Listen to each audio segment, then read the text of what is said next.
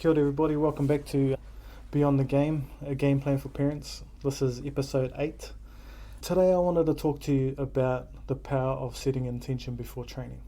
I came across this little trick when I used to take my son to trainings when he was a bit younger, and after training I'll be like, oh yeah, cool, so what did you learn today? And he's like, I don't know.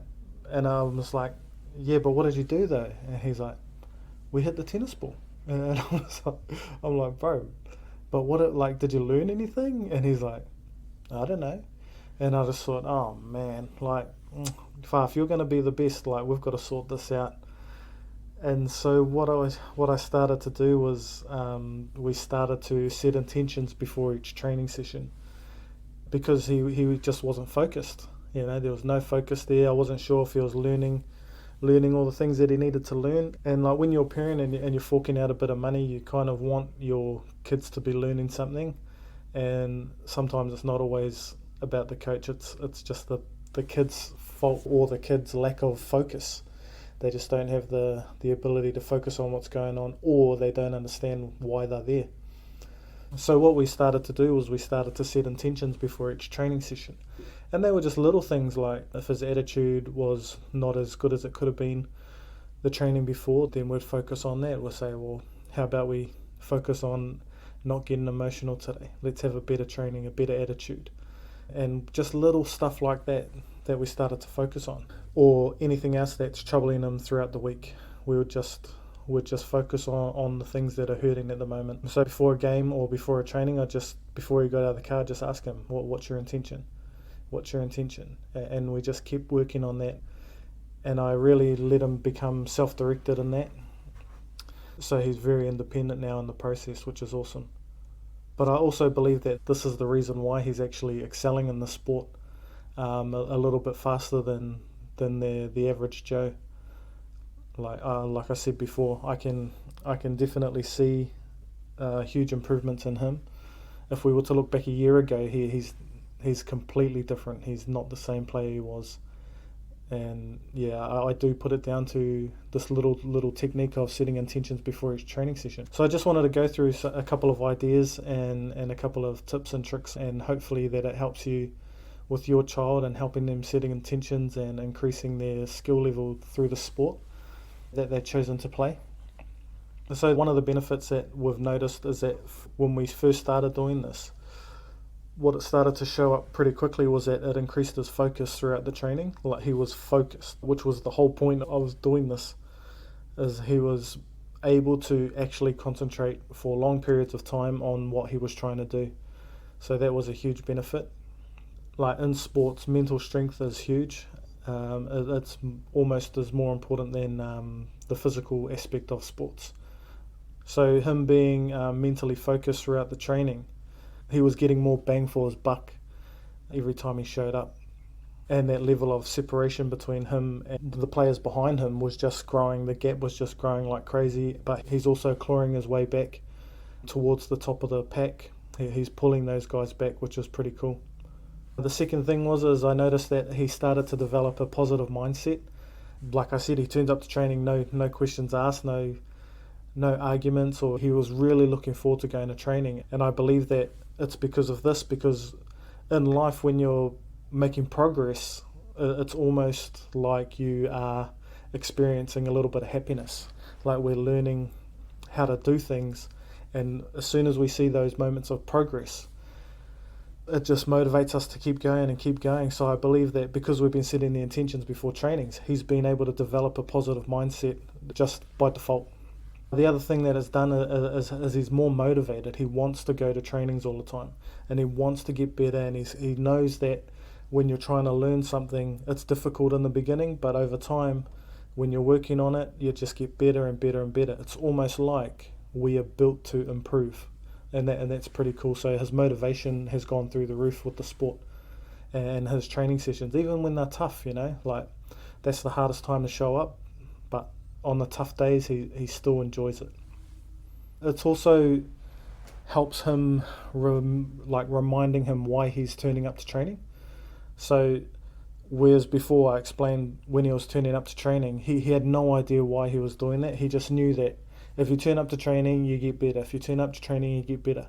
But he didn't actually understand that you've got to go in there with purpose to train, and that's where he started to see the most benefits. So that's the other thing that's helped him. And of course, his skill level has improved hugely. And I do put this down to the setting the intentions, because we're really focusing that attention on one certain skill that he's trying to develop. And we'll just keep working on that until he's comfortable with it. Like I remember, I didn't let him hit any other shot except for the serve. So the whole time he was at the courts, he served for months, and that was the only thing he done. And that was a focused training session. Every time he'd turn up to serve, he was focused, and he knew that that's what he was going to be doing. There's no need to worry about anything else. Just get your serves right. And it's obviously developed his skill again. And at the same time, it builds his confidence. The other thing that is helping is it's actually building his resilience. So when he steps on the court, he knows he's put in the work. And when times get tough in the court and he starts getting emotional and stuff like that, and all his processes go out the window, he's actually got when he's achieving these little goals, these little intentions that we're setting each training, and when he achieves them, he's developing like a reference point that he has, that he can call upon any time. So if he's having a slump during the middle of a game, he can actually go into his mind, remember what it feels like to achieve the intention, and then he can just go about another process, and then his mindset is flipped instantly in the game. And so that's the other thing I've noticed, is his resilience has increased majorly. And the other thing that it does, we don't really do enough of this, but it tracks his progress. So we can always look back on where he started. Like I said, we started with the serve. So he still works on his serve, but not as much as what he used to. And so it's a good reference point for him to look back on and say, well, far out, this is where I started, man. I remember I couldn't even get a serve in. And I remember that as well. He was losing games purely because he couldn't serve the ball in. And so we worked on that, and now his serve is clean, it's reliable, and he doesn't have that issue anymore.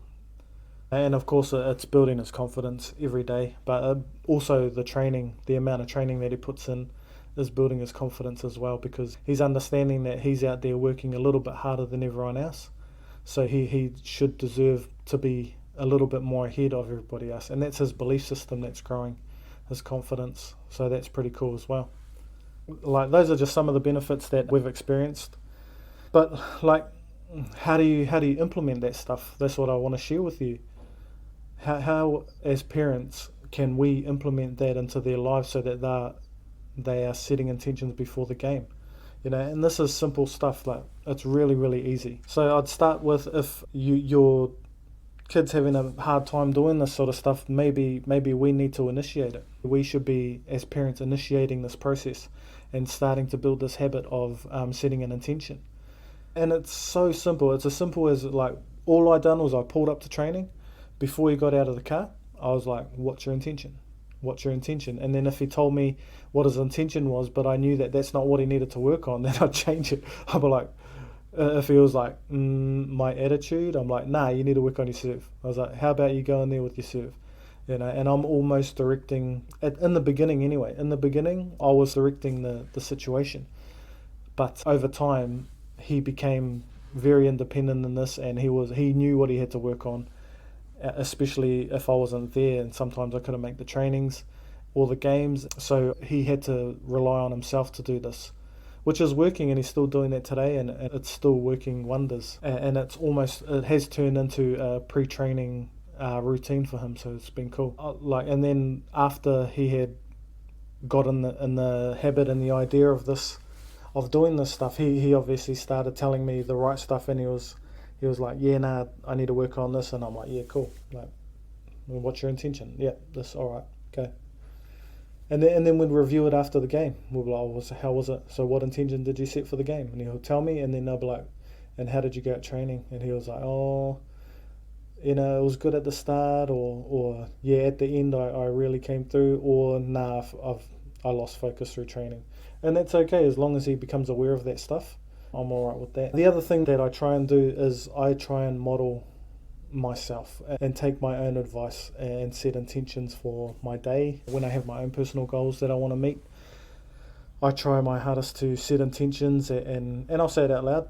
I was like, okay, I'm going to work today, and this is what I'm going to do.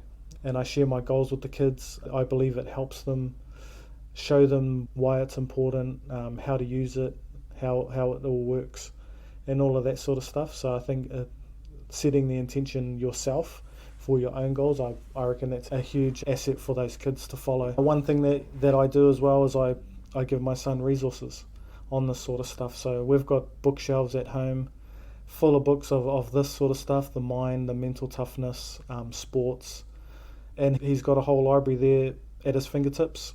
I also send them podcasts. If I think there's some useful information in there, I'll send it to him. And like if you go through his messenger, it'll just be jam-packed of me sending him videos on this stuff, and we've been doing that for years.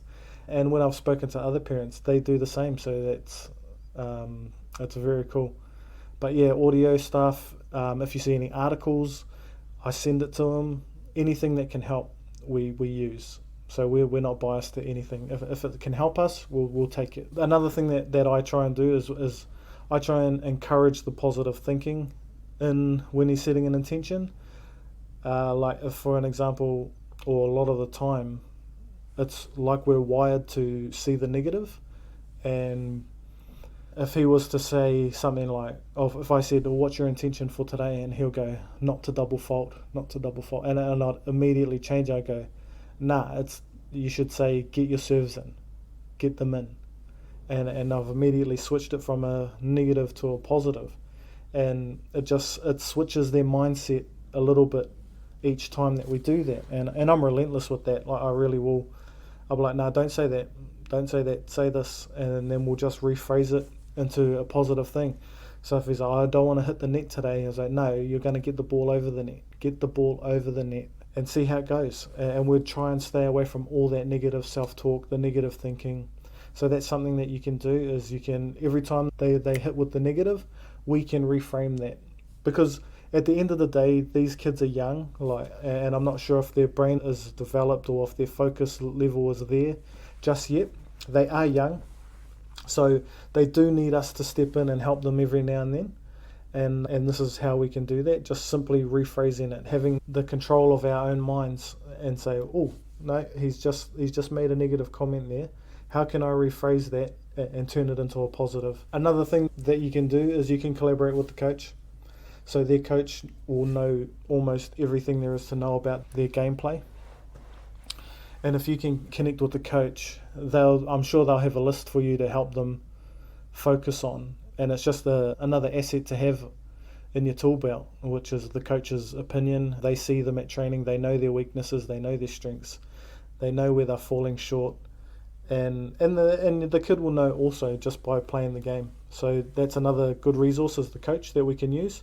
And trust me, like, they're all for it. They want to see them improving all the time, especially if they've told the coach what they want, their dream. The coach will be all there for them, I promise. And if he's not, get rid of him. Find someone else. I think you'll be surprised on how fast you'll see results with this. It's so powerful, such a powerful tool. Like, I really do believe that this is one of the reasons why he's excelling at the speed that he is. Like, yes, he's still a little bit behind everyone else, but if you've seen him from when we first started doing this to who he is now, he's a completely different player. And I do put this down to setting the intention before each training session. So we have just a quick pre-routine, a pre-training routine. As soon as I pull up and drop him off, I say, what's your intention? And then he'll tell me, and then he'll go about his business. After training, we'll do a quick review. Go, how was it? How was your intention? Did it work? Did it not work?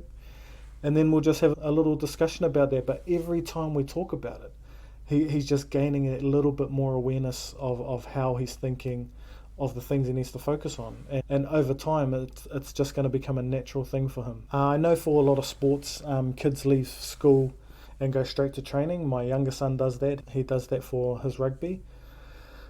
So parents might not have the opportunity to communicate with their kid before training. So a simple thing to do is to ask the kid what time's your training, and they'll tell you, oh, it's at 4 o'clock.